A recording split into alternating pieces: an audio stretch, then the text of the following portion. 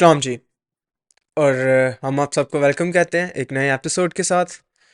और मेरा ख्याल 9 दिनों के बाद हमारी मुलाकात हो रही है दोबारा इस तकरीबन। सेट पे। हम्म। और जैसा कि आप जानते हैं मेरा नाम आइजिक है और मेरे साथ मनोहा खुरम बैठे हुए हैं। और इन दिनों में सर्दी भी काफ़ी बढ़ गई थी और मौसम काफ़ी फ्लक्चुएट होता रहा है आगे बिल्कुल पीछे, और बिल्कुल। समझ नहीं आती है कि क्या हो रहा है क्या नहीं हो रहा। सर्दी तो फिर काबिल बर्दाश्त है। जहन्नुम की आग से बचने की ज़रूरत है। हाँ, उसमें उसमें तो हमने घंटे घंटों घंटे बात करनी होती है।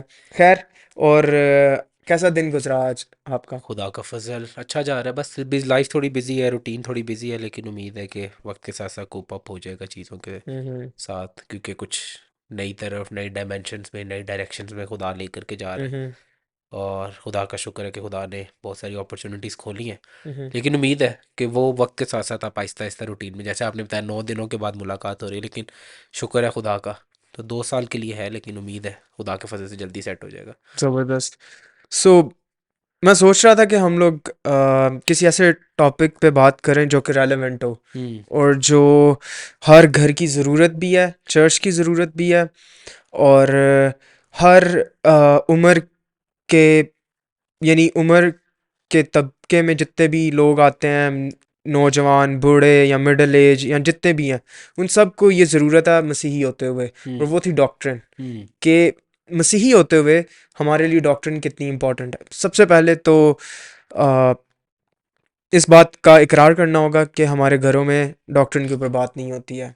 अगर आप किसी से भी जो रेगुलर चर्च गोअर्स हैं, अगर आप उनसे पूछेंगे कि ट्रिनिटी क्या है, वो एक्सप्लेन नहीं कर पाएंगे। हम्म। अच्छा, मैं पूछ लूँगा अटोनमेंट क्या है, हम्म। ठीक है, वो एक्सप्लेन नहीं कर पाएंगे। अच्छा, मैं उनसे पूछ लूँगा कि मुझे बताएं कि खुदावंद यीशु मसीह का कफ़ारा किस तरह आपके लिए असरअंदाज है, वो हम्म। नहीं एक्सप्लेन कर हम्म। पाएंगे। क्यों? क्योंकि बाज़ लोगों के नज़दीक सिर्फ चर्च जाना, वहाँ पर बैठकर सुन के आ जाना, ये काफ़ी है। और मेरे कुछ कज़न्स हैं वो चर्च जाते हैं और मैं उनकी देखता रहता हूँ स्टेटस के, वो बड़े शौक से गीत लगाते हैं, बड़े बड़े चर्चेज़ की वीडियोस लगाते हैं। लेकिन आज मैंने उससे पूछा कि आप चर्च जाते हो, पास्टर के साथ आपकी बातचीत होती है, काउंसलिंग होती है, क्या होता है? तो कहते हैं नहीं भाई जी, असी ते सिर्फ चर्च जाने हैं, चर्च तो आने हैं, बस यही काम है। मैं बाइबल पढ़ दो, नहीं बाइबल नहीं पढ़ते हैं। हम्म। तो मैंने कहा अगर बाइबल नहीं पढ़ते तो डॉक्ट्रिन बिल्ड नहीं होगी, और डॉक्ट्रिन बिल्ड करने के लिए एक प्रॉपर नॉलेज की हम्म। ज़रूरत होती है। और इसका जो अहमियत है, इसकी जो अहमियत है वो हम अपने चर्च के अंदर बहुत ज़्यादा इसके ऊपर बात करते हैं। हम्म। तो मैं चाहूँगा कि आप डिफाइन करें कि डॉक्ट्रिन है क्या। ठीक हम्म। है, सबसे पहले कि डॉक्ट्रिन है क्या। बिल्कुल सही। आइजक भाई, सबसे बड़ा उसी बात से शुरू करते हैं, जैसा आपने बताया कि कमी, अगर आप चर्च की बात करते हैं, जैसे आपने अपने कज़न की मिसाल दी कि वो चर्च जाता है, तो इसको ही पकड़ लें तो चर्च भी एक डॉक्ट्रिन है जिसको बिल्कुल इक्लीसियोलॉजी कहते बिल्कुल हैं। ठीक बिल्कुल। है। तो बेसिकली हमें चर्च का भी नहीं पता कि चर्च क्या है लोगों के नज़दीक। चर्च क्या है जी? सर्टिफिकेट हासिल करने की जगह। हम्म। फिर लोगों के नज़दीक चर्च क्या है जी? कोई औखा पारा वेला आ जाए तो लेटर लैंड दी जगह। बेशक ज़रूरत है और चर्च का काम भी है, और बेशक खुदा के फजल से चर्चेस प्रोवाइड भी करते हैं, हम भी करते हैं। ये बात मैं इसलिए कर रहा हूँ क्योंकि आजकल एक नया शोशा लोगों ने उठाया हुआ है जी। किसी ने ये बात भी कर दी है कि ये चर्च जो रजिस्टर्ड हुआ है, ये यतीमों के उस पे रजिस्टर्ड है। मैं तो ये बात सुन के हैरान हो गया कि यार, कोई मतलब डिफेम करने के लिए किस हद तक जा सकता है। खैर, खुदा उन सबको भी बरकत दे। फिर कहने की ये बात है कि ये सारी बातें भी जो है आपको फेस करनी पड़ सकती हैं, लेकिन क्रिश्चियन एटीट्यूड इसकी तरफ क्या होगा? ठीक है, क्या हो सकता है? अगापे मोहब्बत। अगापे मोहब्बत क्या है? डॉक्ट्रिन है।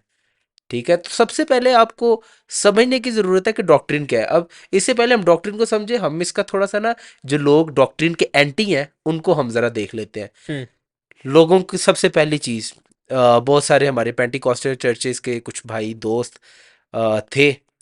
वो कहते हैं जी, ओ जी साढ़े सामने डॉक्ट्रिन तलीमा की गल ना करो। तलीमा जड़ियां ने विगाड़ पा देंदियां ने, हम्म। तलीमें अलग कर देती हैं हमें। बस जी, हमने सिर्फ गोडे लगाने हैं, झुकना है। कहते हैं डॉक्टरी की गल नहीं करनी, थियोलॉजी थियोलॉजी साढ़े। अब उन लोगों को ये नहीं पता वो बात क्या कर रहे हैं। ठीक है, ये कितना बड़ा मसले वाली बात है जिस बात को वो कर रहे हैं। और इशू इसके अंदर क्या है? इशू इसके अंदर इग्नोरेंस है। किस चीज़ की इग्नोरेंस? स्क्रिप्चर की इग्नोरेंस, हम्म डिलीजेंस की इग्नोरेंस, हम्म फेथफुलनेस की इग्नोरेंस। हम्म हर चीज़ में तो इग्नोरेंस पाई जाती है। हम्म और जब इतनी ज़्यादा इग्नोरेंस है तो आप कैसे एक्सपेक्ट कर सकते हैं किसी से भी कि वो एक चीज़ को बेहतर तरीके से बयान कर सकेगा? हम्म चर्चेस क्या रोल प्ले कर रहे हैं? चर्चेस के अंदर कितना डॉक्ट्रिन के ऊपर बात की जाती है? लोगों को, जैसे आपने, आपको तो मुझसे ये सवाल करना ही नहीं चाहिए था। पाकिस्तान में मसीहत आए हुए कितना टाइम हो गया है बताएं? पाकिस्तान आज़ाद हुए 70 साल हो गए हैं, तो वो मैं एक बुक पढ़ रहा हूँ, द क्रिश्चियन ऑफ पाकिस्तान। उसके अंदर जो एक प्रॉपर चीज़ शुरू हुई थी मिशनरी मूवमेंट, वो 1853 से हुई थी, हाँ। और तब से यानी मसीहों की मूवमेंट यहाँ पे शुरू हुई। अच्छा, 1853। तो गालिबन 1853 में से 2024 में से 1853 माइनस करें, पीछे क्या बचता है? जरा करें सिंपल मैथ्स, आपको मैथ्स का भी टेस्ट हो जाएगा। मुझे नहीं पता। कैलकुलेटर कर ले बेशक। 2024 माइनस 1853, जरा ये कैलकुलेटर करें ना थोड़ा सा। ये है जी, दो 2024 हजार चौबीस माइनस माइनस 1853 1853, एक कितना? सौ इकहत्तर 171। अब इसको भी छोड़े, अब अठारह आप सौ 2024 में से एक और अभी माइनस करें, 1947 माइनस करें, तो क्या बचता है? 2024 माइनस 1947। 2024 माइनस 1947, क्या है जी? 77 साल। 77 साल। अफसोस है ना, 17 साल च भी सानू यह नहीं पता लगा कि डॉक्ट्रिन की होंगी है, थियोलॉजी की होंगी। हम्म ये अफसोस की बात है।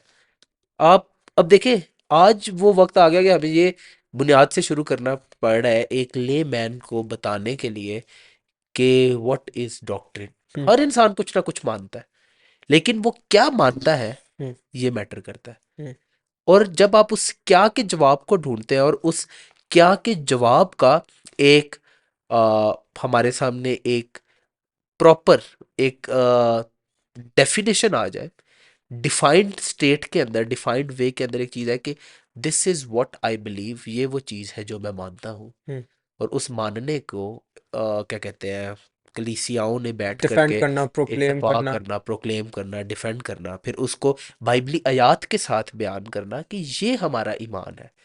और उसके अंदर फर्दर बहुत सारी चीज़ें आ जाती है, हार्मोन्यूटिक्स आ जाता है, एक्सीजेसिस आ जाता है, वो एक लंबी डिबेट है। लेकिन आप क्या मानते हैं और क्यों मानते हैं, किस वजह से मानते हैं, और किस चीज़ पर आपका ईमान है, इसको हम डॉक्ट्रिन कहते हैं। हम्म आपने तसलीस की मिसाल दी। तसलीस क्या है?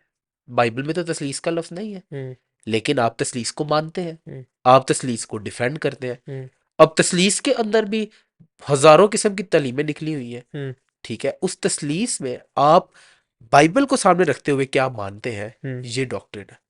अब हज़ारों किस्म की तसलीस की जो तालीमें पाई जाती हैं, उनमें से एक या दो हमारी ऑडियंस के लिए बताइए ना, कि वो कौन सी तालीमें हैं जो कि गलत है बिब्लिकली। हम्म, मौजूदा दौर की आप लगा लें, पुराने वक्तों में एरियनिज्म।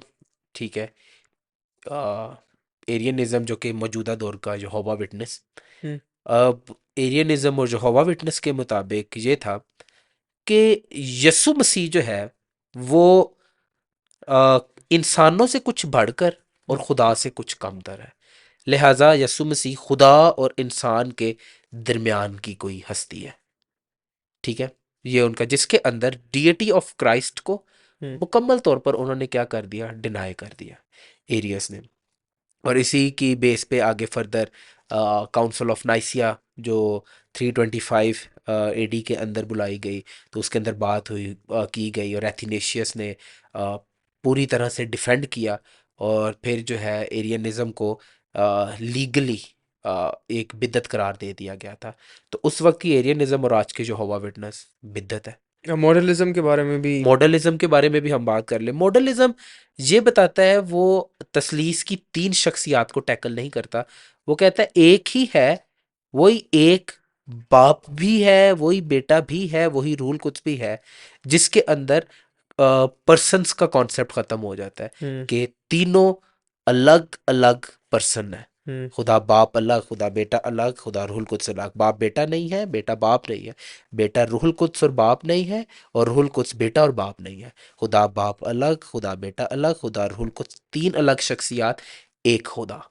और अपने जलाल, कुदरत, इख्तियार, अपनी एसन। तमाम एसेंस के अंदर एक। लेकिन बाप हकीकतन बाप, बेटा हकीकतन बेटा, रूहुल कुद्स हकीकतन रूहुल कुद्स। अब फिर लोग मॉडलिज्म को बयान करने की मुख्तलिफ मिसालें देते हैं। एक चीज़ याद रखिए, अगर आप खाली तसलीस को ही टैकल कर रहे हैं, तो जो शख्स भी तसलीस को आपको मिसाल के ज़रिए बयान करे, ये वो उसको तो बोला अल्लाह हाफिज। उसको आपने डायरेक्ट कहना है खुदा हाफिज। खुदा हाफिज तसलीस को आप कभी भी किसी भी मिसाल के के ज़रिए साथ नहीं बयान नहीं। समझा सकते, बिल्कुल। अब पिछले दिनों में मेरी भी एक दोस्त से बात हो रही थी, तो वो मुझसे कह रहा था कि कोई कोई मिसाल दे के समझाओ। मैंने कहा ऐसे नहीं हो सकता, आप मिसाल दे नहीं सकते, क्योंकि ये एक ऐसी यूनिकनेस है खुदा के करैक्टर की जिसको अंडरस्टैंड करना हमारे बस की बात नहीं है, और बिल्कुल। कोई भी नेचुरल फिनोमेना इसको एक्सप्लेन नहीं कर हम्म, सकता। और जो मिसालें देते हैं अंडे की, सूरज की, दरख्त की, बर्फ की या पानी की, ये बिल्कुल वाली सारी, तो ये मेरा ख्याल बाइबल इसको सपोर्ट नहीं करती है। बिल्कुल नहीं करती। बाइबल में आपको तसलीस समझाने के लिए कभी कोई मिसाल बाइबल में नजर आई है? नहीं। तो बाइबल के अंदर कोई मिसाल नहीं है। हाँ, तसलीस का कॉन्सेप्ट सिर्फ कॉन्सेप्ट ही नहीं, ये हमारा ईमान की बुनियाद है। और जैसे वो है, जितना बाइबल हमें बताती है, हम उस पर ईमान रखते सही है। और हैं। ये तो अभी हमने सिर्फ इसके ऊपर बात की, और अब डॉक्ट्रिन की इम्पोर्टेंस पे हमें, मुझे लगता है कि बात करनी चाहिए कि डॉक्ट्रिन सिर्फ एक एब्स्ट्रैक्ट आइडिया नहीं है जो हमारे दिमागों में है, या जो कि एक थ्योरेटिकल स्टेटमेंट्स हमें बता दी गई हैं कि अच्छा ये है, ये है, ये है, ऐसे है, ऐसे है, ऐसे है। नहीं, उन स्टेटमेंट्स का, उन उन थियोलॉजिकल, क्या कहते हैं, पूरी जो स्टेटमेंट्स हमें दी गई हैं, उनका हमारी ज़िंदगियों पर बहुत गहरा असर है। हम्म। ठीक है। और उनके तहत हम लोग अपनी ज़िंदगियां गुजारते हैं। और अगर हम अपनी ज़िंदगियां डॉक्ट्रिन के तहत नहीं गुजारते, देन हमें अपने आप से सवाल करने की ज़रूरत है कि हम सही तालीम पर है भी या नहीं है। नहीं है। और वो, आप आप इसकी इम्पोर्टेंस के बारे में क्या कहना चाहेंगे? यार, इसकी इम्पोर्टेंस के बारे में कॉस्टिहिन कुछ लिखता है। वो कहता है, the devil loves unity that ignores truth. Hmm. शैतान उस इत्तेहाद या उस इत्तेफाक से मोहब्बत करता है जो कि सच्चाई को इग्नोर करती है। हम्म। ठीक है। और जैसे कि कहा यह जाता है कि डॉक्ट्रिन जो है वो एक डिवाइड लेकर के आती है। डॉक्ट्रिन जो है, हमें डॉक्ट्रिन्स पे मानने की ज़रूरत है, क्योंकि डॉक्ट्रिन तकसीम डालती है। पेंटिकॉस्टल लोग बहुत सारी ये बातें इस तरह की करते हैं। ठीक है। ऊपर से वो अपने मतलब की ना मीम उठा करके भी वो काट करके भेज देते हैं। मुझे तो समझ नहीं आती कहना क्या चाहते हैं। लेकिन खुदा का खादिम जॉन मकार्थर एक बड़ी खूबसूरत बात कहता है, yes, doctrine divides, it divides truth from error. कहता है कि हाँ, डॉक्ट्रिन डिवाइड करती है। किस चीज़ को डिवाइड करती है? सच्चाई को एरर से, गलती से, हम्म। ठीक है, खता से डिवाइड करती है। तो इम्पोर्टेंस की जहाँ तक बात करें आइजिक भाई, अ, इसकी मिसाल मैं आपको इस तरीके से दूंगा कि आप कहें कि आप बीएसएन कर रहे हैं, मैंने बीएसएन करना है लेकिन मैंने पढ़ना नहीं है। ठीक है। आपको मैं कहूँ कि जाएं फेथ पे जा करके एक बंदे को टीका कैनुला पास करके, वो तो मारा वो मारा जाएगा। जाएगा। एयर बबल गया तो गया। गया तो गया। बिल्कुल इसी तरह बहुत लोग जो बाइबली तालीम को नहीं समझते, वो खुद भी मर रहे हैं और औरों को भी साथ अपने साथ मौत की तरफ लेकर के जा रहे हैं। सच है। ठीक है। तो इम्पोर्टेंस आपको यहाँ से समझ आ जानी चाहिए कि सच्चाई की कितनी इम्पोर्टेंस है। जहाँ पर यूहन्ना की इंजील 8:32 में लिखा है, बस तुम सच्चाई से वाकिफ होगे और सच्चाई तुम्हें क्या करेगी? आज़ाद करेगी। आज़ाद करेगी। और उससे ऊपर आप अगर पढ़ते चले आए तो वो बात चल रही है कि सच्चाई में रहना कितना ज़रूरी है। जब हम्म। आप कॉन्टेक्स्ट में पढ़ते हैं, फिर वो 8 बाब की 32वीं आयत में आकर के कह देता है, बस तुम सच्चाई से, बस जब लफ्स आ जाता है तो वो सम अप करता है पीछे जो सारी बात चल रही होती है। तो जहां पर रहा है ना लफ्स बस तुम सच्चाई से, तो वो पिछला सम अप यही है कि सच्चाई से वाकिफ होना तो हकीकतन आपकी जिंदगी के अंदर आती आएगी। हम्म। अब जो लोग कहते हैं जी हमें थियोलॉजी की जरूरत नहीं है, ठीक है, आप सोचे यार आप क्या कह रहे हैं? थियोलॉजी है क्या? थियोस खुदा, लोगोस इल्म, इल्मुल खुदा। आप कह रहे हैं हमें इल्मुल खुदा की जरूरत नहीं है। अब इल्मुल खुदा के अंदर फर्दर जो लोग डॉक्ट्रिन्स की बात करते हैं, तो डॉक्ट्रिन्स बाइबल में से निकली हैं। ठीक है। अब जो लोग इस चीज को कहें कि नहीं जी नहीं, मैं तो डॉक्ट्रिन को मानता ही नहीं हूं, तो ये बात एक गलत स्टेटमेंट है। हर शख्स कुछ ना कुछ मानता है। और जो बंदा ये कहे कि मैं कुछ नहीं मानता, ये भी उसका मानना ही है कि वो कुछ नहीं मानता, क्योंकि मिडल ग्राउंड, या आप कह लें कि क्या हम कह सकते हैं इसके लिए, न्यूट्रल स्टेटमेंट नहीं हो सकती, या न्यूट्रल स्टेट कोई हो सकती है, किसी ना किसी तरफ आपका रुझान होता ही होता है। हम्म। एथियस्ट अगर ये कहते हैं ना कि वो खुदा को नहीं मानते, तो खुदा को ना मानना भी उनका एक मानना है। ठीक है। तो डॉक्ट्रिन्स की जब हम बात करते हैं, तो डॉक्ट्रिन्स के आप बाइबल में से क्या मानते हैं, क्यों मानते हैं, हम्म। किस वजह से मानते हैं, और हम्म। चर्चिस को डॉक्ट्रिन्स के ऊपर बात करना जरूरी है, ताकि लोगों को पता हो कि वो क्या मानते हैं। अब इसमें वो एक्सक्यूज पेश पेश कर देते हैं जी, हमारे सामने जो आवाम बैठी है वो इस कैपेबल नहीं है कि वो उन चीज़ों को ग्रैब कर पाएँ, या वो सादा दिल हैं, सादा लोग हैं, उन्हें बस सादी-सादी बातें बताई जाएँ और बस सुपर सरफेस लेवल का नॉलेज उन्हें दिया जाए। ये वाला एक्सक्यूज़ इस्तेमाल करेंगे। लेकिन मैं सच बताऊँ तो बेशक अभी की भी जनरेशन के अंदर ऐसे नौजवान पाए जाते हैं जिन्होंने पढ़ाइयाँ नहीं की और जो अंडरस्टैंडिंग नहीं रखते, लेकिन पादरी का काम है कि वो आसान करके खुदावंद के कलाम को लोगों को समझाए। पतरस क्या था? मछेरा। सादा बंदा, बिल सिंपल। बिल्कुल, ठीक है। बिल्कुल। कॉमन आदमी मछेरा मछलियां हुँ, बांट रहा है। पतरस के कंपैरिजन में आप लूका को ले आए, उस टाइम की या ग्रीक पॉलुस को। मेडिसिन वो पढ़ रहा था। हुँ, पॉलुस को आप ले आए। पॉलुस उस टाइम का क्या कह सकते हैं, बड़ा फेमस फिलोसफर होगा, हुँ, ऑथर होगा, जूइश क्या कहते हैं वो, फौज का वो था, सॉरी रोमन फौज का वो एम्परर भी था एक हद तक। ठीक है। वो समझता था कि वो लीड कर रहा था सिटीज़न फौज था को, वो। सिटीजन था। ठीक है, फौज का भी एक हद तक हिस्सा मेरे ख्याल में था वो। नहीं, फ़ौज का नहीं था, वो उस फ़ौज का हिस्सा था जो कि हैकल की तरफ से मुकर्रर की गई थी मसीहियों को मारने के जूश लिए। साइड से, हाँ। तो अब आप देखें कि पतरस का कंपैरिजन आप करें। अब मैं आपको इसकी भी इसी में से आपको मैं समझाता हूँ। पतरस सादा बंदा था। हुँ, पौलुस गलतियों के खत के अंदर पतरस को रिब्यूक करता हुआ हमें नजर आता है। पतरस एक डिवाइड डाल रहा था, क्योंकि पतरस, पौलुस कहता है तू अभी तक यार गॉस्पल को नहीं समझा है। हुँ, गॉस्पल है क्या? क्योंकि वहां पर वो बैठा हुआ था, क्या कहते हैं, यूनानियों के साथ यहूदियों के साथ देख करके उसने एक तफरका डाल दिया कि हुँ, ओहो, यहूदी मुझे देख लेंगे तो ये क्या होगा। हुँ, हुँ, पतरस को, पौलुस को जब ये बात पता लगती है, पौलुस उसको रिब्यूक करता है, और पतरस फिर समझता भी है इस चीज को। दूसरा पतरस, तीसरा बाब, उसकी आखिरी आयत अगर आप पढ़े, मैं आपके साथ मिलकर के पढ़ना चाहूंगा। हुँ, हुँ। वही पतरस फिर मुकद्दस पौलुस के बारे में, मैं फ़ोन में निकाल लेता आप हूँ, फोन रुकिए। में निकाल ले, मैं बाइबल में निकाल लेता हूँ। दूसरा पतरस, तीसरा बाब।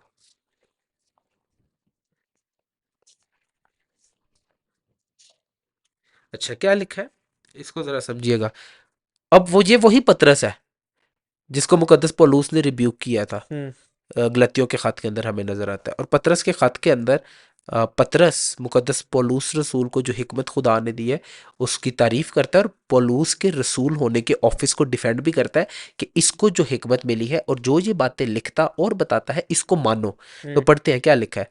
चुनाचे हमारे प्यारे भाई पौलुस ने भी, अब ये हवाला जरा गौर तलब है, दूसरा पतरस उसका तीसरा बाब और उसकी 15वीं आयत। हुँ, चुनाचे हमारे प्यारे भाई पौलुस ने भी उस हिकमत के मुआफिक जो उसे इनायत हुई तुम्हें यही लिखा है, और अपने सब खतों में इन बातों का जिक्र किया है, जिनमें बाज बातें बातें ऐसी हैं जिनका समझना मुश्किल है, हुँ, और जाहिल और बेकियाम लोग उनके मानों को भी और सहीफों की तरह खींच तार कर अपने लिए हलाकत पैदा करते हैं। हुँ, पतरस, देखे, पौलुस को खुदा ने हिकमत दी है। हुँ, अगर चर्च के अंदर एक शख्स एक लीड कर रहा है, उसको खुदा ने हिकमत दी है, और अगर वो ये बात कहता है कि नहीं जी सादे लोग हैं, हमें तो ज़रूरत ही नहीं है, इनको सादा सादा, सादा सादा, यार मुझे समझ नहीं आती।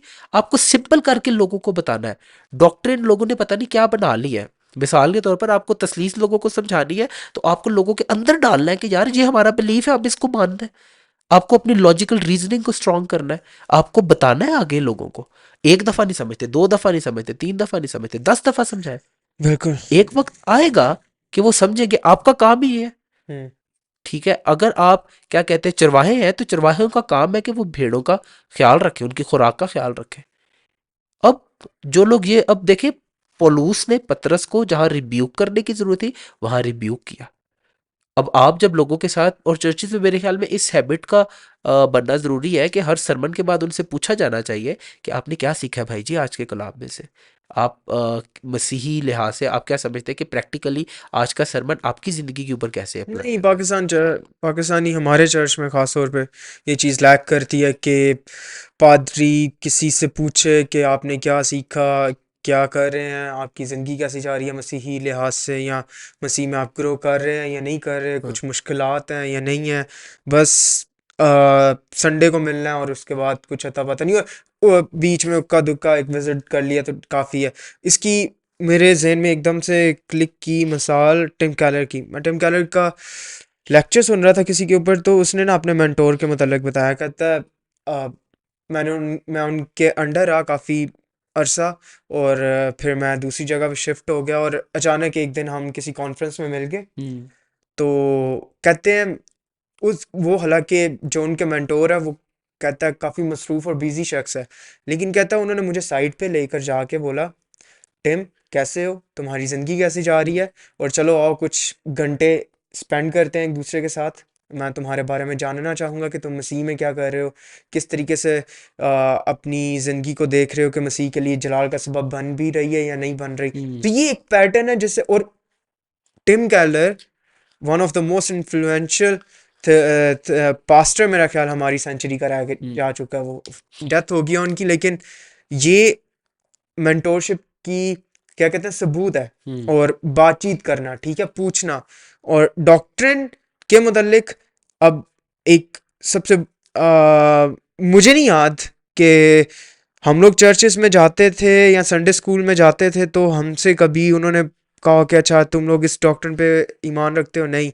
नूह की कहानी के मुतल्लिक बता दिया, अच्छा क्रिएशन के मुतल्लिक बता दिया, समसून के मतलब दाऊद के मतलब यूसुफ के मतलब, और मोटी मोटी जितनी भी कहानियां ये बता दी गई। हम्म। डॉक्ट्रिन्स नहीं बताई जाती, जबकि डॉक्ट्रिन्स मुझे लगता है हमें संडे स्कूल से शुरू करनी चाहिए, बच्चों को बताना, उनका बिलीफ उस पर पुख्ता होगा और वो उस चीज़ को बेहतरीन तौर से अंडरस्टैंड कर हम्म। पाएंगे। अब जो चर्च भी जाते हैं ना, जैसे कि यहाँ पे हमारे चर्च है, हम्म। ठीक है, मैं आपको लिख के देता हूँ, मेजोरिटी चाहे वो पढ़े लिखे हो या अनपढ़ हो, उनसे अगर आप पूछ लेंगे ना कि भाई आपने आप डॉक्ट्रिनली क्या बिलीव करते हैं, उन्हें नहीं पता। उन्होंने कहना डॉक्ट्रिन है क्या, पहले ये बताएं, वो ये बोलेंगे। तो डॉक्ट्रिनली क्या बिलीव करते हैं, इधर तक तो वो देर से जाएंगे। ये एक हद तक लोग इसको समझे कि हम उन्हें डिसहार्ट कर रहे हैं, तो कर ये रहे तो हैं कर रहे हैं, हम कर कि रहे हैं। उनकी ज़रूरत है ये चीज़। हम्म। अभी तक कोई तरक्की नहीं हुई, कुछ नहीं हुई, इसके कसूरवार वो हैं। बिल्कुल। अब इस पे लोग हमें कहें कि आप बुरे हैं, आप सख्त बोलते हैं, आप ये करते हैं, वो करते हैं, तो पौलुस ने भी लिखा है कि मैं तुम्हें शर्म दिलाने को ये बातें कहता हूँ। तो शर्म दिलाने के लिए कभी कभार आपको कुछ स्टेप्स लेने पड़ते हैं। बिल्कुल। और फिर पौलुस, मैं बड़ा खुश होता हूँ पौलुस की ज़िंदगी से। वो कहता है अगर अब तक हम आदमियों को खुश करने वाले होते तो खुदा के खादिम ना होते। हम्म। तो अल्टीमेटली गोल यही है कि इसको कहते हैं कंस्ट्रक्टिव क्रिटिसिज्म। तो मैं सबसे एक्सपेक्ट भी यही कर रहा हूँ कि इसको आप कंस्ट्रक्टिव क्रिटिसिज्म के तौर पर लेंगे। और क्या कहते हैं, ये कुछ लोगों के अंदर एक और आपके। चीज जो मैं क्लियर करना चाहूंगा, वो ये है कि जो हमसे उम्र में बड़े हैं, या कोई पेशा उनका बड़ा है, जो भी है, तो वो ये कह देंगे "ये बच्चे हैं जी, बच्चे हैं, अभी ये कल के उठे हैं, ये ऐसे है वैसे है"। जब हम लोग सच्ची बात कर रहे हैं, जब हम लोग आपको एक सॉलिड चीज़ बता रहे हैं, तो उस पर गौर करने की बजाय आप एक एक्सक्यूज़ इस्तेमाल कर रहे हैं, जिसका ये मतलब है कि आप सच्चाई को सुनना ही नहीं चाहते और उसी के अंदर रहना चाहते हैं जिसके अंदर आप कंफर्टेबल हैं। और बाइबल कंफर्ट वालों के मतलब वो सब लिखती है ना, वो तमोथियस के अंदर क्या लिखा है, कि वो कानों की खुजली के बस। मुताबिक अपने अपने उस्ताद बना लेंगे, लोग बहुत सारी तालीमों के अंदर गुमराह हो जाएंगे, लोग सच्चाई की बर्दाश्त ना करेंगे, तो वो लिख दिया है। तो दुखी होने की बात नहीं है। मैं बात एक और ये कर रहा था, मैंने एक सरमन सुनाया था लास्ट अपने हमारे चर्च के अंदर ही, गम के अंदर, गालबन हम ग्रंथियों के ऊपर वर्स बाय वर्स हाँ, स्टडी कम कर के रहे हैं। ऊपर बिल्कुल। तो उसके अंदर एक बात की थी, वही बात मैं दोबारा कोट करना चाहूंगा कि गम दो तरह का होता है। बिल्कुल। एक वो गम होता है जो आपके अंदर तौबा को पैदा हम्म। करता है, और एक वो गम होता है जो आपको बागी बना देता है। तो बिल्कुल। ये भी खुदा के फजल की बात है कि किसके अंदर खुदा इस कंस्ट्रक्टिव क्रिटिसिज्म को इस्तेमाल करके तौबा के काम को पैदा करता है। लेकिन इसके लिए मुझे लगता है जो सबसे कॉमन फैक्ट कंपोनेंट है ज़िंदगी के अंदर होना, वो है आजिज़ होना, आमीन। हलीम होना, हम्म। ठीक है? अगले की बात को सुनना, हम्म। ठीक है? बजाय कि ये कह देना कि भाई आप अभी इस काबिल नहीं हो, ये नहीं हो। भाई सुनो तो सही, बात तो ठीक कर रहे हैं ना। फिर आपका जो उसके ऊपर आर्ग्यूमेंट बनता है, या जो भी आपकी राय बनती है, या जो भी आप एक लॉजिकल रीजनिंग के साथ उसको डिनाई करना चाहते हैं, आप ज़रूर करें। हाँ। लेकिन कम से कम सुने, बात करें, ठीक है? पीठ के पीछे बातें करने से कुछ भी नहीं होता है। और एक और चीज़ जो मैंने बहुत सुनी, मैंने ये सुना कि जब बच्चे स्टूडेंट हैं तो हमें उन्हें बाइबल के मतलब नहीं बताना चाहिए, तालीम नहीं देनी चाहिए। बस ठीक है वो बाइबल पढ़ रहे हैं, Bible is just a part of life, it is not your whole life. While Bible इसको अपोजिट कहती है, बाइबल आपके लिए सब कुछ है या फिर कुछ भी नहीं है, हम्म। ठीक है? ये आपकी ज़िंदगी का हिस्सा नहीं है, ये सारी ज़िंदगी है आपकी, ठीक है? और ये बात समझने की ज़रूरत है। अगर ये बात हमारे मसीही माँ बाप नहीं समझते तो मेरा नहीं ख्याल हमारे मसीही माँ बाप अपने बच्चों को किसकी मानद बनाना चाह रहे हैं। यार वो लिखा है ना, तो आय बाइबल से आयत कोट करते हैं, दूसरा तिमोथेयुस तीसरा बाब 16वीं और 17वीं आयत के अंदर वो कहता है, हर एक सहीफा जो खुदा के इल्हाम से है, हम्म। तालीम, इल्ज़ाम, इस्लाह और रास्तबाजी में तरबियत करने के लिए फ़ायदामंद तालीम भी है, बिल्कुल। ताकि मर्द खुदा कामिल बने। हम्म। अब जिस शख्स की अ, ज़िंदगी की बुनियाद इसके मुताबिक नहीं है और इसके सांचे के अंदर नहीं ढली है ना आइज़िक भाई, तो मैं आपको सच बताता हूँ और वो आपको वाज़ेह फ़र्क नज़र आएगा। जिस शख्स की ज़िंदगी कलाम के मुताबिक होगी, परफेक्ट ज़िंदगी किसी की भी नहीं हो सकती, ठीक है? हर शख्स अपने, क्योंकि हम जिस तरह पौलुस रोमियो 7 के अंदर लिखता है कि गुनाह का तुख़म हम में है, ठीक है? तो इस बात को हमें समझने की ज़रूरत है कि ये फ्लैश जो है ये फॉलन नेचर का शिकार है, लेकिन खुदा हमें ग्लोरिफिकेशन की तरफ लेकर के जाता चला जा बिल्कुल। रहा है। तो बात ये है कि हम कितना ज़्यादा कलाम के मुताबिक बनते चले जा रहे हैं, हम अपने बच्चों को कितना कलाम के मुताबिक किस इस सांचे में ढाल रहे हैं। अभी जो रीसेंट कंट्रोवर्सी हुई है, अनवर फजल ने जो डॉक्टर जमील नासिर के मतलब लिखा ओ है, यार, ये लैक है ना तालीम का, ये लैक है डॉक्टर को ना समझने का। क्या बातें कर रहा है वो शख्स यार, क्या बातें कर रहा है, उसकी कुछ सेंस बनती है, आप मुझे बताओ। अब ये भला कोई बात है कि गधे के सर के ऊपर किताबें रख दे तो गधा डॉक्टर, यार फारिग बंदा है यार यार। डॉक्टर जमील नासिर, अगर पाकिस्तान के अंदर किसी को सुनना हो ना, मेरा ख्याल वो सबसे ऑथेंटिक बंदे हैं, खादम है खुदा के। क्योंकि उन्होंने स्टडी की है, और वो जो बात करता है ना, तसलीस की कुछ बातों पे तसलीस में, इख्तलाफ है मेरा, लेकिन उसके ऊपर हम कभी बात करेंगे। लेकिन मैं और अगर आपको होल बताऊं, तो वो बंदा एडमायरेबल है, ठीक है? जिस तरह से वो काम कर अब रहा है, बहुत बेहतर लेवल पे है, बिल्कुल। बिल्कुल बिल्कुल। लेकिन अनवर फजल साहब ने जो उनके बारे में बात की है, वो यार नहायत उन्हें ही खुद भी अफसोस की कुछ नहीं बात है। पता यार, यार वो वो बंदा, लोग फिर उन्हें सुनने की अब जाते हैं, उस मुझे ये नहीं शख्स समझ आता। को पुलपट की रेवरेंस का नहीं पता है कि पुलपट की रेवरेंस ये क्या चीज, चीज़ है। ये चीज। मैंने ये पिछले दिनों में कॉस्टी हिंद का एक पॉडकास्ट की एक छोटी वीडियो आई थी, मैंने उसके नीचे ना इतना बड़ा एक नोट लिख कर भेजा था, और मैंने एक अपना कोट भी लिखा था, मैं आपको पढ़ के ही सुना देता हूँ। हम्म। एक सेकंड मुझे दीजिएगा, तो मैं उम्मीद करता हूँ कि मुझे जल्दी मिल जाएगा। तो उसका ना वो जानना हमारे लिए बड़ा ज़रूरी है, क्योंकि हम, मैं आपके सामने वो पढ़ना चाहूँगा। हम्म। तो ऐसी मैं जब ये सारी चीज़ें देख रहा था तो मैंने कुछ एक छोटा कोटेशन लिखने की कोशिश की थी, तो मैंने हम्म। लिखा था, Satan is afraid of the pulpit because he knows it's the place where the word of God is preached and proclaimed in front of dead bones and they come to life. That's why Satan started sending mockers and entertainers to the pulpit who don't fear God. We really need to stand against Satan and to make the pulpit reverent again. This is what the need of time. ठीक है? अ, जैसे कि ये इसको मैं उर्दू में translate कर देता हूँ ताकि समझ सके हमारे भाई। वो कहता है कि शैतान जो है ना, वो पुलपट से सबसे ज़्यादा डरता है, हम्म। क्योंकि शैतान को पता है ये वो जगह है जहाँ से खुदा के कलाम की सच्चाई आगे मुर्दा हड्डियों को सुनाई जाएगी और मुर्दा हड्डियाँ जान में आएंगी, वो जिंदगी पाएंगी, हम्म। जैसे हमें वो हिस्केल के अंदर नजर आता है, बिल्कुल। वो डेड बोन्स की। ठीक है? तो लेकिन शैतान ने इसी चीज को अपने लिए इस्तेमाल किया, उसने मस्खरों को और इंटरटेन करने वाले लोगों को पुलपट के ऊपर भेजना शुरू कर दिया, बिल्कुल। ताकि मुर्दा हड्डियां, ना खुदा की कलाम की सच्चाई सुनाई जाए, ना मुर्दा हड्डियां ज़िंदगी पर। लिहाजा हमें शैतान के खिलाफ खड़े हो जाने की ज़रूरत है और पुलपट को दोबारा से वो इज्जत देने की ज़रूरत है, रेवरेंट उसको करने की ज़रूरत है, उसको पाक करने की ज़रूरत है कि खुदा के पाक लोग जो खुदा के डर और खुदा के, जॉन वेस्ली का एक कोट मुझे इतना खूबसूरत लगता है। जॉन वेस्ली कहता है मुझे 100 लोग दो, बेशक वो पादरी ना हो, लेकिन वो खुदा से डरते हो और दुआ गो शख्स हो, बाइबल पढ़ने वाले शख्स हो। कहता है 100 लोग मुझे दे दो। कहता है मैं आपको एक बात बता सकता हूँ कि वो जहन्नुम के दरवाजों को हिला करके रख देंगे। वाह, गॉड फियरिंग मैन, वाह। हमें God fearing man, we need ज़रूरत गॉड है। Fearing man. ये सच है। और जितना इंसान के दिल में खुदा का डर होता है, वो उतना ही अपने इर्द गिर्द वालों के लिए और रूहानी लिहाज से बहुत फलदार होता है। आमीन।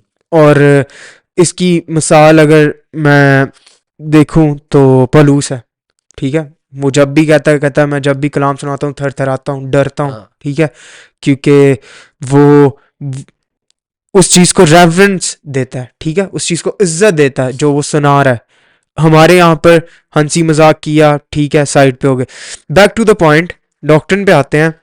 आपके नज़दीक 5 एसेंशियल डॉक्ट्रिन्स कौन सी होंगी कि हर क्रिश्चियन को जानना इनके बारे में ज़रूरी है, हर फैमिली को इनके ऊपर डिस्कस करना ज़रूरी है, हर संडे स्कूल के अंदर इसके मतलब बताना ज़रूरी है कि इन चीज़ों को सीखो और ये आपके ईमान की बुनियाद है।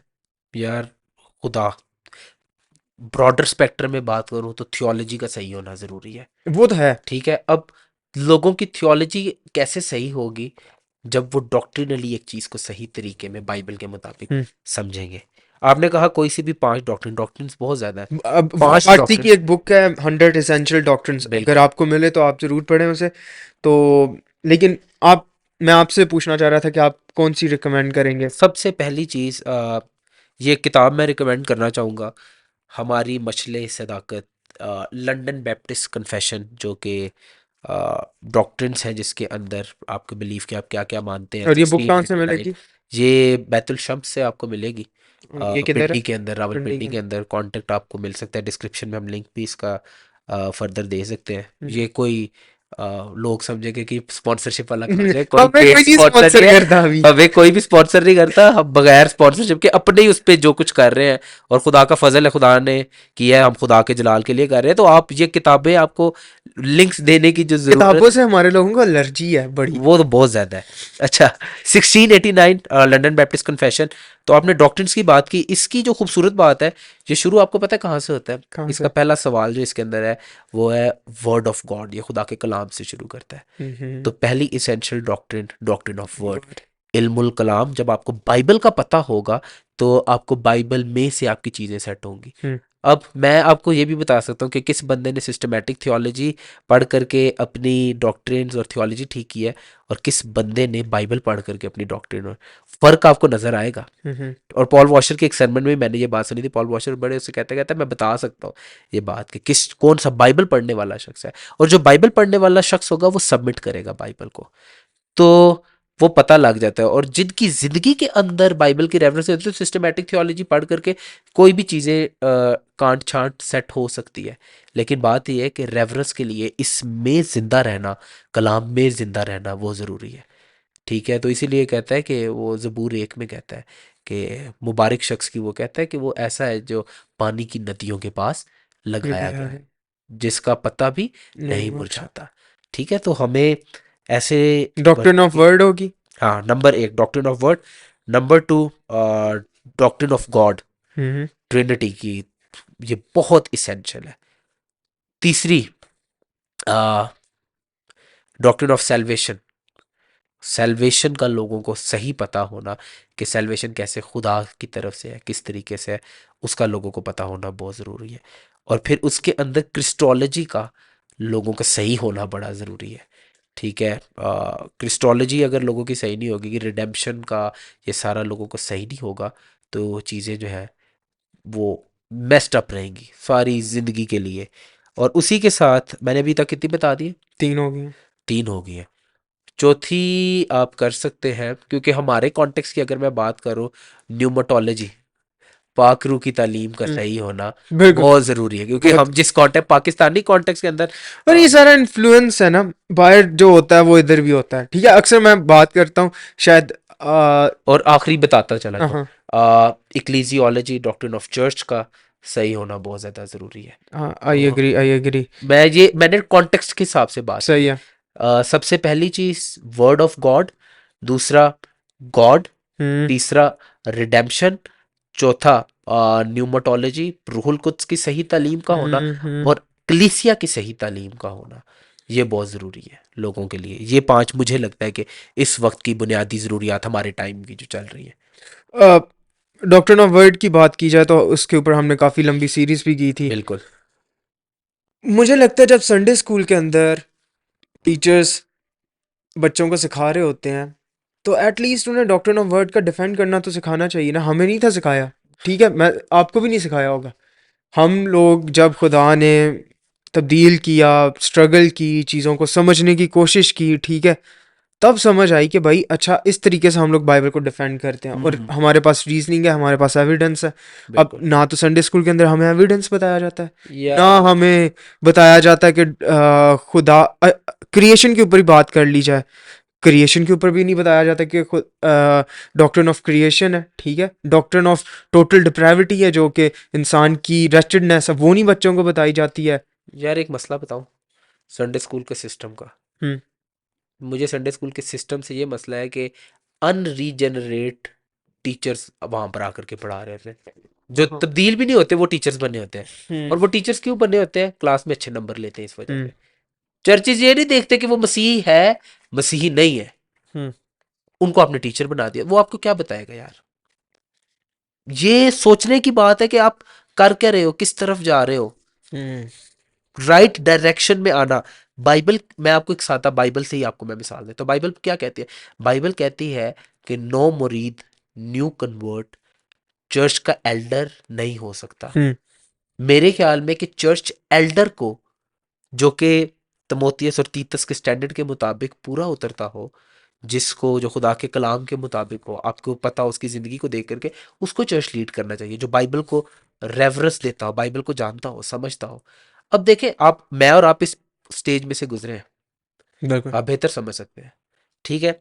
अब एक शख्स जो कि खुद बाइबल नहीं पढ़ता, अब फिर संडे स्कूल के अंदर मसला क्या है? संडे स्कूल का ये समझा जाता है, छोटे बच्चे आएंगे, छोटे बच्चे बैठेंगे, छोटे बच्चे ताली बजाएंगे, छोटे बच्चे टिम टिम तमाता रहा हूँ मैं एक्शन करेंगे, और वो घर को जाएंगे और हम उनको एक स्टोरी सुना देंगे।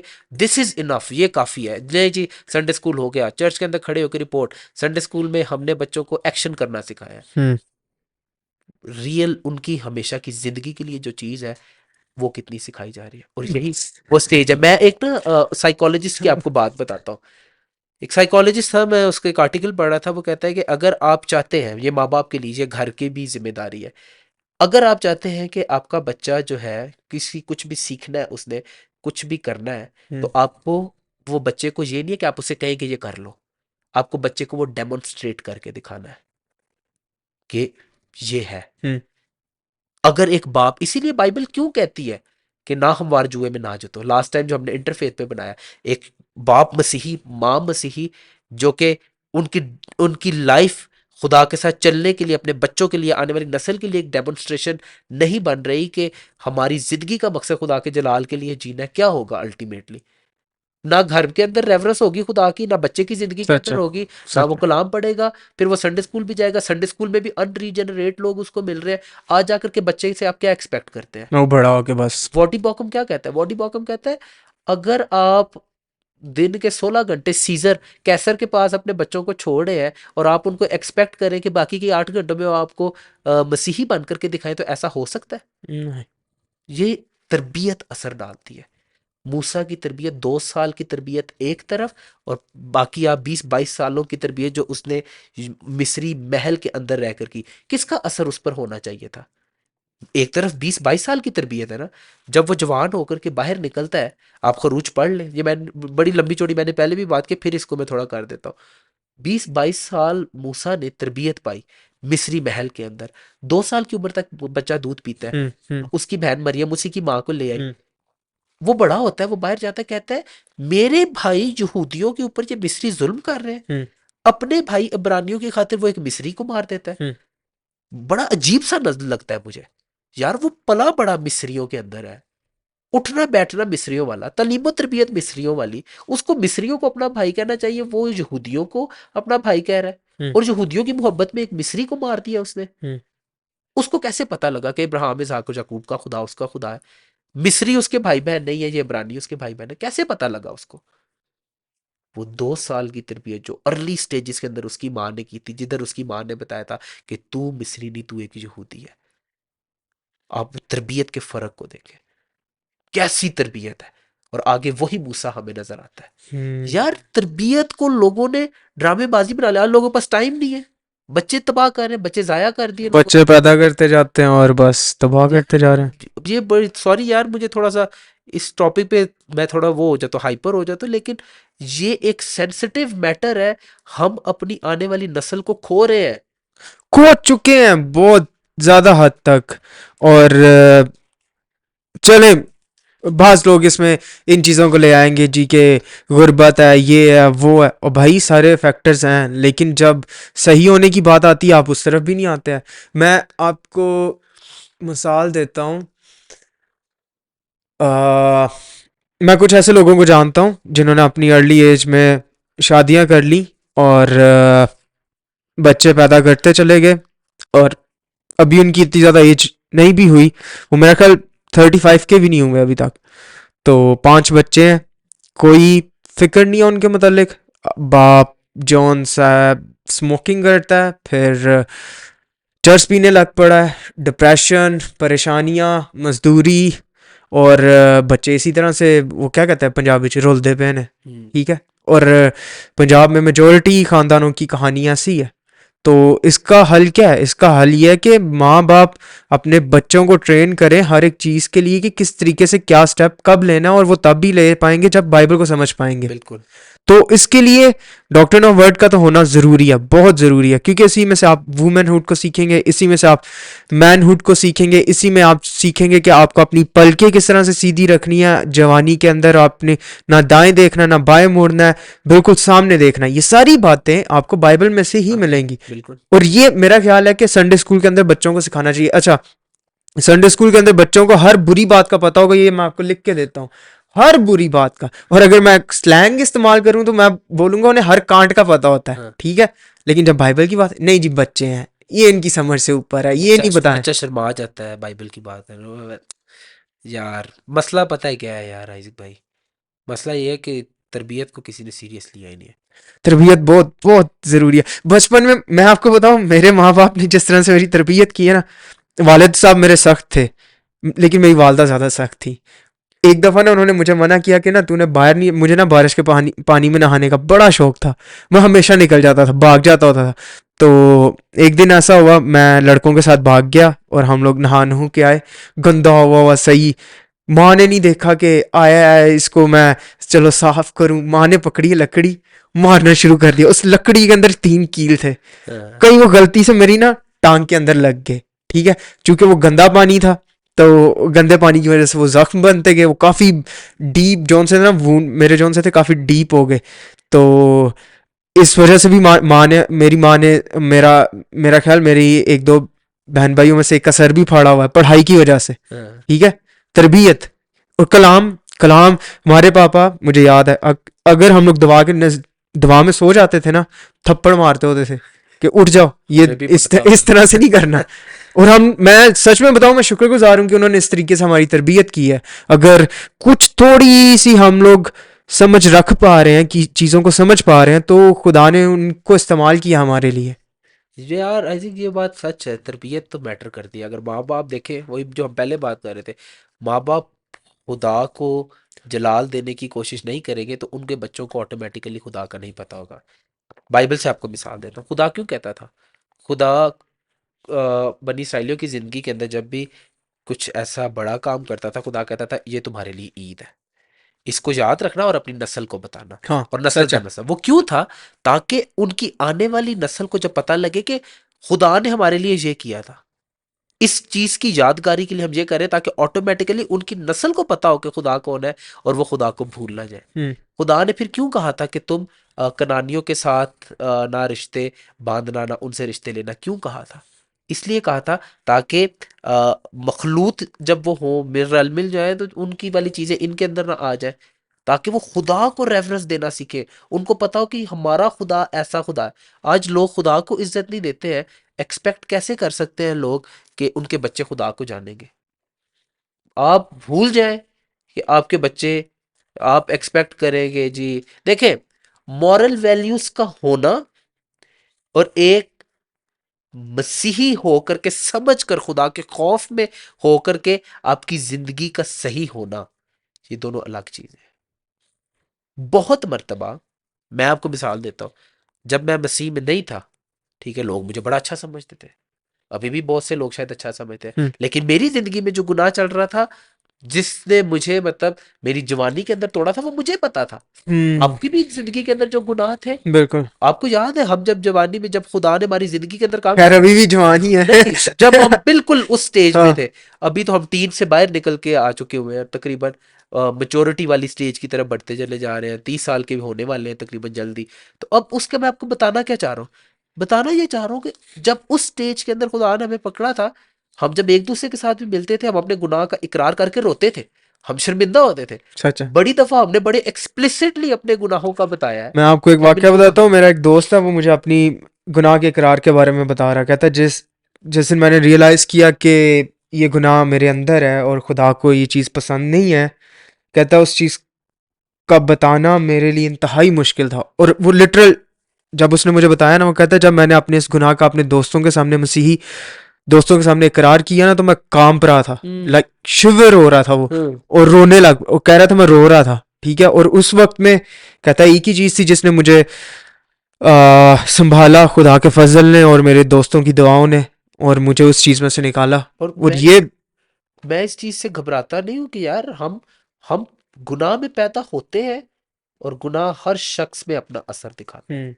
कोई शख्स ये ना कहे कि मैं गुनाह से बरी हूं या गुनाह मुझ में असर नहीं दिखा सकता। हम्म। हर शख्स, अब देखे, फिर हम मॉरल वैल्यूज की बात कर रहे थे, ठीक है, मॉरल वैल्यूज का होना और मसीह में होकर के नया बनते चले जाना, ये दोनों अलग चीजें हैं।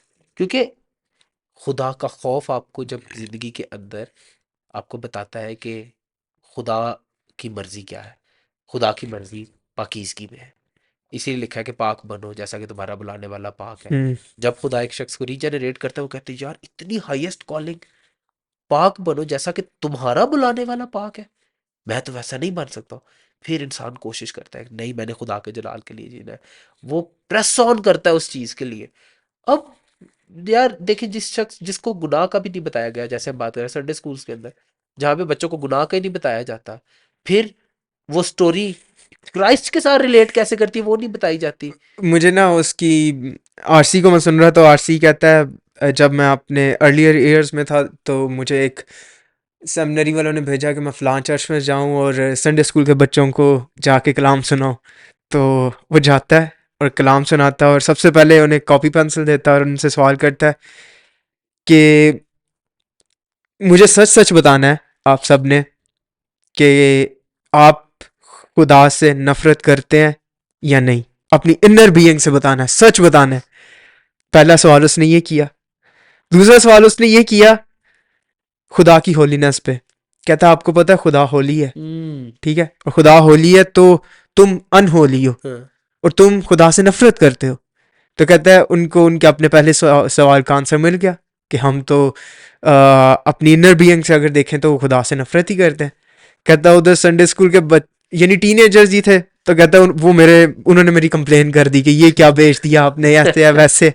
तो उसने कहा हमारी जो इंसानी इंसानी जबिल्लत है वो खुदा से नफरत करती है, हम्म। ठीक है, लेकिन खुदा फजल करता है और हम इस चीज पर काबू पाते हैं, हम्म। ठीक है। और वो खुदा की होलीनेस हमारे लिए एक ऐसा एक्सपीरियंस, और जिनको एक्सपीरियंस होता है खुदा की होलीनेस का, वो अजीब तरीन एक्सपीरियंस होता है, हम्म। क्योंकि खुदा अलग है, बिल्कुल। खुदा की ज़ात अलग है। और जब आप खुदा की होलीनेस को एक्सपीरियंस करते हैं ना, तो वो एक्सपीरियंस इस दुनिया के तमाम तर एक्सपीरियंसेस से अलग है। और मैंने इस चीज को एक्सपीरियंस किया हुआ अपनी जिंदगी में। बिल्कुल। और मुझे याद है कि मैं जब भी अपने गुनाह का सोचना ना, तो मैं जिधर सोता था, तो मैंने उस अभी भी मेरी आदत है कि मैं ना सराहने के नीचे ना सर दे के सोता हूँ। तो मुझे किसी को नहीं पता होता, लेकिन उस टाइम पे मैं रो रहा होता था अपने गुनाहों के ऊपर कि खुदाया ये गुनाह थे मेरी ज़िंदगी के अंदर, उनमें से तूने मुझे निकाला है। और अभी भी स्ट्रगल होती है, ठीक है, लेकिन अभी भी तू मुझे माफ़ करता है। और वो खुदा की होलीनेस का एक्सपीरियंस होना, क्या खुदा मतलब मैं ना पाक हूँ, तू पाक है। और आमीन। अब मैंने कुछ अपने साथ ऐसा भी किया, मैंने खुद को शायद जख्मी भी करने की कोशिश की कि ये गुनाह मेरे अंदर से निकल जाए, ख़त्म हो जाए, ठीक है। और मैंने अपने मसीही भाइयों के साथ शेयर किया। उन्होंने पहली बात तो मुझे डांटा कि आपने क्या की है। फिर मैंने कहा यार, लेकिन मैं चैन से मुझे एक तकलीफ होने लग पड़ी कि ऐसे नहीं होता। और ये कांस्टेंट तो नहीं रहता जिंदगी के अंदर, लेकिन ये आपकी जिंदगी के अंदर होता है। खुदा की होलीनेस की रेवरेंस आपकी जिंदगी के आमीन। अंदर होती है, और इस चीज़ को समझने की ज़रूरत है हमें। और ये चीज़ पादरी हजरात नहीं बताते। यार मैं आपको वो पहले भी बड़ी दफ़ा मिसाल दी है, क्योंकि वो कहते हैं अगर हम जैसी बातें आप हमें कह रहे हैं बताने को, ऐसी बातें हम अगर चर्च में बताना शुरू करते तो हमारे चर्च में आएगा कौन? तो फिर वही वही हो रहा है जो हम देख रहे हैं। तो वही होगा जो देख रहे हैं, और वही होता आएगा और जहां पर लोगों को देखें। अब देखें, बताना जरूरी है कलाम के मुताबिक। जहां कलाम खामोश नहीं है, आप कौन होते हैं वहां पे खामोश होने वाले? हम्म, और हक को नाराजगी से आप दुबाए रहते हैं। खुदा इस चीज़ का इसीलिए लिखा है कि उस्ताद ज़्यादा सज़ा के हकदार होंगे। तो हमें इस चीज़ को समझने की ज़रूरत है कि ये क्या आरसी से प्रॉल ने किताब बड़ी अच्छी लिखी है ना, खुदा की पाकीज़गी। वाह, ये किताब आपको मिल जाएगी मसीही इरशाद खाना लाहौर से। आप जहाँ पे भी रहते हैं, जिस भी मुल्क के हिस्से में रहते हैं, ऑर्डर करें, मंगवा के पढ़ें इस किताब को। आपको आपको जो मुश्किल हवालात दिखते हैं ना बाइबल में से कि खुदा ने इस तरह से क्यों एक्ट किया, आपको उसकी वजह समझ आ जाएगी कि खुदा ने इस तरह से क्यों एक्ट किया। बिल्कुल। और दो किताबें और मैं इसी के साथ साथ, क्योंकि डॉक्ट्रिन से टॉपिक बड़ी खूबसूरत तरफ निकल गया, खुदा का शुक्र है। लेकिन मैं दो किताबें और सजेस्ट करना चाहूँगा। एक पाकीज़गी, जेसी राइल की। जैसी रहा है आप पाकीज़गी की किताब ड्रम में। आप कहेंगे कि यार ये तो ऐसे जैसे मेरी ज़िंदगी के ऊपर ही लिखती है। दूसरी किताब जो मैं आपको सजेस्ट करूँगा, वो किताब है खुदा का प्यासा, A.W. टोज़र की। ये दोनों किताबें आपको, बल्कि तीनों किताबें MIK से आपको मिल जाएंगी। तो आप किताबें भी पढ़ें, खुदा फजल दे, तौफीक दे। और कुछ लोग, एक और मैंने बड़ा मसला देखा, लोग किताबें पढ़ते हैं, उसके अंदर आगे जो हवाले लिखे वो नहीं पढ़ते हैं। हम्म, किताब के अंदर जो बात लिखी है, हवाला आता है, उसी वक्त वहां पे रोक के फोन में बेशक बाइबल खोल लें, हवाला जरूर पढ़े, ताकि आपको पता लगे कि ये बंदा जो बात कर रहा है ये बाइबल से बात कर रहा है। और सॉलिड राइटर्स को भी पढ़ना, और ये बड़ा जरूरी है। और इसकी मिसाल फिर आरसी आ गया। आरसी अपना बता रहा, उसने कहा कि शुरू में ना, जब मैं, कहता है, जो खुदा की मोहब्बत को मैंने एक्सपीरियंस किया, खुदा की होलीनेस को एक्सपीरियंस किया, कहता है मैं पागल हो गया था, और मैं चाहता था मैं सारी दुनिया को बता दूं कि खुदा यसु मसीह ही निजात दहिंदा है। आमीन। और उसके बाद कहता है, मैं जब सेमिनरी में गया, तो फर्स्ट और सेकंड सेमेस्टर तक, कहता है मैंने 1 साल लगातार बाइबल पढ़ी। हम्म। कहता मैंने और किसी सब्जेक्ट को नहीं पढ़ा, और किसी चीज को नहीं पढ़ा। कहता मेरा दिल ही नहीं था करता पढ़ने को, ठीक है। लेकिन वो कहता है मेरी जो रूह थी ना, वो खुदा के लिए जाग उठी थी, ठीक है। हम्म। खुदा ने उसे हील कर दिया था। लेकिन जो मैं मेंटली तौर पे था, या दिमागी लिहाज से था, वो डेड हो रहा था, हम्म। ठीक है। कहता फिर एक दिन एक प्रोफेसर आया, उस प्रोफेसर ने मुझे लेक्चर दिया अगस्टीन के फिलोसफिकल अंडरस्टैंडिंग ऑफ क्रिएशनिज्म के ऊपर, ठीक है। कि अगस्टीन की जो क्रिएशन को लेके अंडरस्टैंडिंग थी फिलोसफिकल, कहता उसने मुझे अट्रैक्ट कर लिया अपनी तरफ। हम्म। और कहता उसके बाद मैंने किताबों को पढ़ना शुरू किया, और उसने इस चीज़ को नाम भी दिया कि स्लीप इन द लाइट, हाँ। ठीक है, कि रोशनी में सोना। हाँ। और ये होता है बेशतर में से हम में से होता है कि हम शायद रोशनी में होते हुए भी सो रूहानी जाते तौर पे जाग रहे हैं, लेकिन किताबों को पढ़ना बाइबल के अलोंग, हैं। ठीक है, जरूरी है, हाँ। बहुत ज़रूरी है। अदरवाइज आप चीज़ों को अंडरस्टैंड नहीं कर पाएंगे। और वो कहता है कि ये मेरी मिस्टेक थी। हाँ। और मेरा ख्याल है कि पाकिस्तानी चर्च के अंदर भी एक बहुत बड़ा क्या कहा जा सकता है, एक नुक्स है कि हम लोग किताबें नहीं पढ़ते और ये पढ़ना बहुत ज़रूरी है। पादरियों का नुक्स है, पादरी तो बगैर एक बाइबल पढ़े कलाम सुना देते हैं। वो एक इस्लामाबाद में पादरी साहब से मिले, मैंने पूछा और अंकल जी आप कोई बुक रिकमेंड करें ना मुझे, मैं पढ़ूंगा और उसके मुतालिक आपसे बात करूंगा। कहता बेटा देखो वाज में क्या लिखा हुआ है। मैंने क्या क्या लिखा हुआ है अंकल जी? सू- आसमान के नीचे और सूरज के नीचे ज़मीन पर कुछ भी नया नहीं होता, वही चीज़ें हैं जो होती ओ आ रही हैं, सब यार कुछ लिखा हुआ है, सिर्फ बाइबल पढ़ो, उधर ही स्टिक रहो। ये देखिए आउट ऑफ कॉन्टेक्स्ट चीजों को बयान मैंने करने की सलूट किया, मैंने कहा अंकल जी आप ही बल्ले हो भाई। यार वो मुझे पॉल वॉशर की होलीनेस पे बात याद आ गई। पॉल वॉशर बड़ी खूबसूरत एक बात कहता है। पॉल वॉशर कहता है man's greatest problem is this, that God is holy and he is not. वाह। इंसान का सबसे बड़ा मसला जो है वो ये है कि खुदा पाक है और वो पाक नहीं है। और हम किसी पाक तरह नहीं है। हम पाक नहीं है और हम खुदा बनने की कोशिश करें ना। शैतान, क्योंकि शैतान देखे आइडियोलॉजी का ट्रांसफर होना मैं आपको बताता हूँ। शैतान वो यसाया 14 में क्या लिखा है, उसने कहा कि मैं अपने तख्त को उसके तख्त से भी ऊपर लगाऊंगा। ठीक है, फिर वो जब जमीन पर गिरा दिया गया, सेम आइडियोलॉजी के तहत शैतान आज इंसान को इस्तेमाल कर रहा है। कैसे? तू खुदा है, तुम खुदा बन सकते हो। उसने सबसे पहले जो स्नेयर था या जो ट्रैप था उसने यही इस्तेमाल किया, यही लफ्ज थे, हाँ, जिस दिन तुम इस फल को खाओगे खुदा की मानत बन जाओगे। बन जाओगे और आगे हो भी रहा है। आज आप देख लें तो लोग क्या समझ लोग समझते हैं कि हाईएस्ट सुप्रीम अथॉरिटी के नीचे हमें रहने की ज़रूरत नहीं है, हम अपने खुदा खुद हैं, लिहाजा हमें बाइबल पढ़ने की भी ज़रूरत नहीं है, हम अपने अंदर ही जो है सब कुछ है। तो हम बात ही कर दे बड़ी है। बात, हाँ, तो इसीलिए पादरी हज़ारात भी बाइबल नहीं पढ़ते। मैं इस बात को भी टैकल करना चाहूँगा क्योंकि डॉक्ट्रिन्स के ऊपर बात हो ही रही है।